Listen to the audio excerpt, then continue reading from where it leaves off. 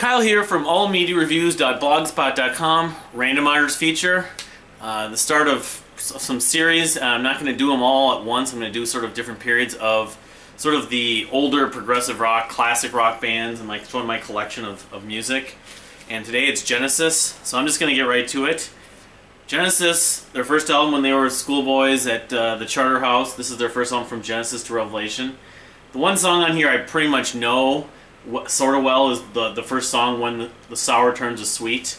It was just them sort of doing psychedelic pop, basically. Peter Gabriel, Anthony Phillips, Mike Rutherford, Tony Banks, and then the drummer is a guy named John Silver, I think it is. Yes, so interesting artwork.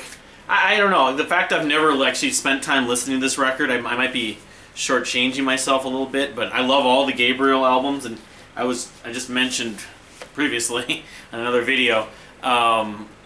Genesis are my favorite, I guess, if I had to choose any of the quote-unquote classic 70s progressive rock. Their best period is the best of all those bands, although it's kind of hard. It's like, you know, you're splitting hairs. But anyway, so I actually have two copies of this record, and the other one I managed to open when I was recording before. But this one I do. This is the second album by Genesis, Trespass, and this is the last Gabriel Genesis album I actually checked out, but I'm not saying it's my favorite because it's not my favorite, but here's the gatefold I've got. But it definitely, in a lot of ways, in some ways for the right mood, is my favorite. The song Stagnation is tremendous, I'll just say that. The lineup as far as the differences between from Genesis to Revelation, and I think this came out like 1970, they had John Mayhew replace John Silver on drums. I think the lineup is basically all the same, but it's just the folky side of this is just so wonderful and calming and just mesmerizing. Among all the other highlights, Looking for Someone, the opening track, White Mountain, and The Knife, of course, which most people love from them. This is a record that it's held up. I've listened to it, I don't know how many times, 70, 80, 90 times, and I love it. But the Gabriel Genesis stuff I love so much anyways. I suppose it's just par for the course. I also love the artwork. I always think the artwork kind of shows like narrates kind of a story, sort of biblical times in a way. Well, even that part, but just it's like a traveler on a journey. So anyway, moving on. Then of course it was like 70 or I think it was 70. They released the next record, Nursery Cryme, which this is the first album, of course, that they kind of the classic Gabriel lineup was together. They had Steve Hackett replace Anthony Phillips because Anthony Phillips was not really in it for the whole band lifestyle, though he did a lot of music after leaving Genesis, and Phil Collins, of course. But this is an unbelievable record at times. The stories, especially if you see the picture, like the musical box, that's certainly a classic and a staple among the people that love Gabriel Genesis. Fountain of Some Matches, I would almost put on par, probably a little bit better in some ways. I love the whole theatrical sort of fable storybook element of that. Very biblical, the different lyrical references. And Gabriel was writing, I think, a lot of the lyrics, and he was basically telling his own version of those, like Aesop's fables and that kind of stuff. And anyway, the rest of this record is like I like a lot of these songs. There's not a song I don't like, actually. Harold the Barrel, For Absent Friends, Seven Stones, and why am I not? Yeah, and The Return of the Giant Hogweed. That's probably the other kind of trademark track off this record. Of course, he uses sort of like a demonic, I guess you'd call it, voice for the hogweed, and that's sort of something out of almost the Twilight Zone or something. But this is not no 180 gram or nothing. I should probably consider buying one of the newer pressings at some point because I love these records so much, but this is I don't even know what pressing this is. It may be a first, maybe a second. Anyway, but it's a gatefold, of course, so that counts for something. Moving on. Yep. So then this became my favorite, and I don't actually have this. A lot of these I bought when they were sealed, and I never actually, because I haven't played them, of course, because I don't have the means to do that really at home here with a lot of walls with neighbors and stuff like that, and just the desire. Well, I guess I'm just going to have to wing it with Foxtrot. This is Foxtrot. This is my favorite if I had to choose one. Obviously, for Supper's Ready, Supper's Ready is a classic epic, and one that it's one that you can listen to 80 times and you'll hear new things. The lyrical parts. There's two sections I love. I did write about this in the blog a couple of years ago. Actually, the night before I went to go see the musical box. The little segue where he goes, "Today is the day to celebrate." Want to give the supernatural? No, I'm thinking of the Lamb, not the supernatural anesthesis. I forget the title of that movement, and I'll look it up real quickly, hopefully. Let's see here, Foxtrot. It's got these goosebump moments. I mean, the whole composition on Supper's Ready is wonderful, but there's 2 or 3 segments that I love the most. I'm thinking of The Guaranteed Eternal Sanctuary Man. That and Willow Farm, I think it is. Yeah, and everyone loves like the ending, the Apocalypse of 9/8, and that song is just perfection. And what it really was them having like 5 or 6 different song ideas and they put it into one, which they did with some other songs as well. But that ended up being 23 minutes and sort of was their crowning achievement from a singular piece of music altogether eventually. But just trying to go over the rest of the album, the first side on vinyl, Water of the Skies, the whole section where they use Morse code, of course. And although I used to kind of get the lyrics wrong when I used to listen to that, I would think of it as man's own union with Earth or something like that, because he goes. I don't remember. The lyrics are a little bit odd when you finally read through them, but Get 'Em Out by Friday is another one. That's very story-oriented, just like Supper's Ready. And I think of, if that's the song I'm thinking of, yeah, the movie about Brazil and the whole genetic control thing. I always associate with that, or I came to associate with it with the lyrics about genetic control and genetics, a society that's based on people's genetics and whether they can make it or not. Oh, and then Can Utility and Coastliners. That is just an amazing song. Some of the Mellotron parts on that, and it's almost like a mini Supper's Ready in some ways. I love sort of like the dying quail sort of use of the Mellotron on that track, and it's very impassioned vocals.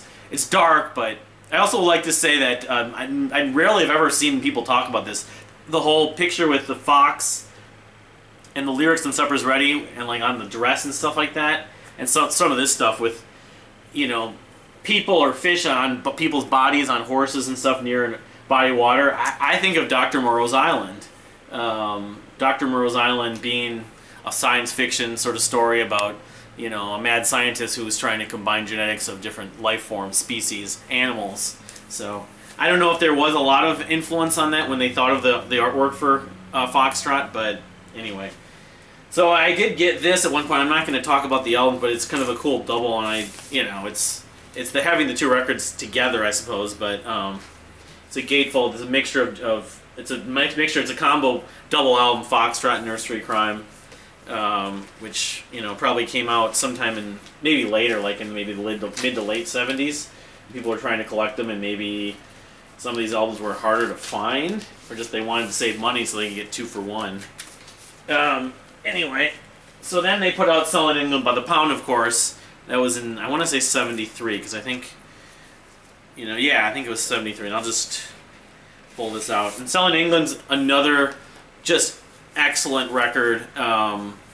Classic progressive rock album, of course. Very popular. Among a lot of fans, it's considered by many the most popular, the favorite. Dancing with the Moonlit Night, of course. The line Selling England by the Pound is, from the title, also mentioned in that song. The opening track is relevant with this Brexit stuff that's been in the news the last week. In fact, Peter Gabriel's on tour with Sting right now, and Sting actually covered part of it live before he went into a Message in a Bottle. But I Know What I Like in Your Wardrobes, very catchy, very poppy, but it actually still is. It's not like in a bad way or like a sellout kind of way. I always thought that for anyone who's never heard Peter Gabriel Genesis that likes more radio-friendly music, that's the track to hear. I Know What I Like. The Battle of Epping Forest is another one. Yeah, I didn't show the label, so I'll do that. The Battle of Epping Forest, like Get 'Em Up by Friday, or even more so, is, what is it? It's like a 10 or 11 minute song. It's a multi-part suite, and it's a grower. I mean, right away, it kind of meanders, but all the characterized vocals talking about different people in this town, and it's like a sort of a street fight kind of thing. But I've never really fully dove into every lyric, every word onto it, which I probably should do, but. It definitely musically and lyrically is a song that lends repeated, listenings and just appreciation. And then The Cinema Show. Is it The Cinema Show? I believe it's The Cinema Show, if I'm not mistaken. Yes, that is, for my money. Actually, I would probably top the Supper's Ready as my favorite Genesis song overall. The keyboard kind of doubling with Tony Banks and Steve Hackett sort of in the climax is just perfect. It's ecstasy pretty much. Oh man, there's not a better prog rock song than The Cinema Show. I mean, splitting hairs, of course, but I mean, if I had to choose, I could easily just say that's my favorite song of any progressive rock band, especially 70s, and especially Genesis song. First to Fifth's another song I forgot to mention, the piano part in that, of course, and the Steve Hackett's guitar solo, which I swear I've been reminded by on other songs later. It has a very David Gilmour-esque element to it as well. Yeah, I mean, this is an amazing record, a favorite of mine. Well, all the Gabriel stuff is favorites, but a favorite of many. Even the cover with the, playing whatever, the guy on the cover, they're playing, if I'm not mistaken, yeah. I'm thinking of Crick, I'm thinking of Foxtrot, or Nursery Cryme, rather. Anyway, so I have then in my collection as well this Rock Theater live. I think this is a live performance they did, and they did All Supper's Ready on the second side. Yeah, I Know What I Like, Harold the Barrel, Harley Quinn, Watcher of the Skies, and Fountain of Salmatches. So it's an import. I got some live stuff when I was in Cleveland last summer as well, so that would probably go along with this. Some people really like the Phil period live better, I guess. And I have Genesis Live, which I didn't pull out. I'm pretty sure I have a copy of it. I just don't have it with me at the moment. But anyway, so I'm just going to finish up with The Lamb Lies Down Broadway, of course, which this copy is definitely a little tainted, but it's a first pressing, I believe. I probably should pick up a better copy at some point. And I have concluded for the longest time that The Lamb Lies Down Broadway, among all these five, other than From Genesis to Revelation, is my least favorite, least replayable album. Just because it is obviously like 100 minutes long, and it has a few songs that are sort of iffy. They've never really grown on me fully. They work, I guess, in context, but it's a little bit like The Wall in that I don't know if I need to hear it. But the story, of course, is a big part of it, and there's just a lot of really terrific songs, including Back in New York City. I would also put like Riding the Scree, The Colony of the Slippermen, the title track, let's see here, of course, Carpet Crawlers, which they re-recorded in the late 90s again, but the original version's better.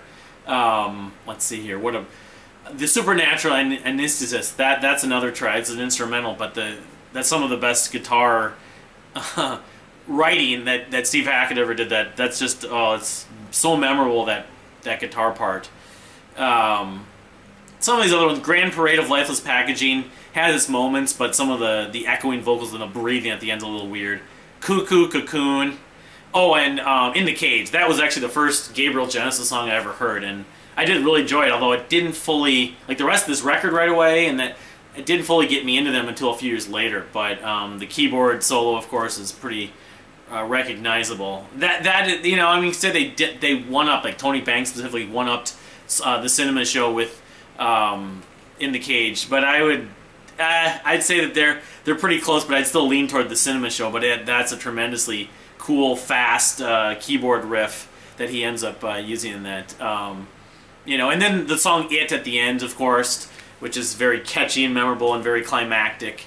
And The Lamb, it's an excellent record still.